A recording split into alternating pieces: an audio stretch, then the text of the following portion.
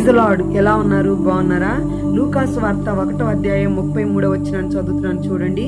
ఆయన యాకోబు వంశస్థులను యుగయుగములు ఏలును, ఆయన రాజ్యము అంతము లేనిదై ఉండునని ఆమెతో చెప్పెను.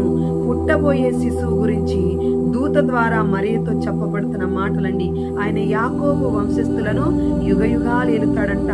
ఆయన రాజ్యానికి అంతము లేదంట.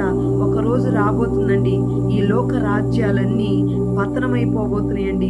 ఈ భూమి మీద ఉన్న సూర్యుడు, చంద్రుడు, నక్షత్రాలు సమస్తము లయమైపోతున్నాయి. కానీ ఆయన రాజ్యము అంతము లేనిది, ఆ రాజ్యము లయము కానిది, ఆ రాజ్యము ఎన్నటెన్నటికి నిలిచి ఉండే రాజ్యం. ఆ రాజ్యంలో నీవు నేను ఉండాలని ఆ దేవాతి దేవుడు తన మహిమను విడిచిపెట్టి మానవుడిగా ఈ లోకానికి మరి దిగి వచ్చాడండి. లోక రక్షకుడిగా నువ్వు నేను రక్షించబడి ఆ నిత్య రాజ్యంలో ఉండాలని దేవుడు కోరుకుంటున్నాడు.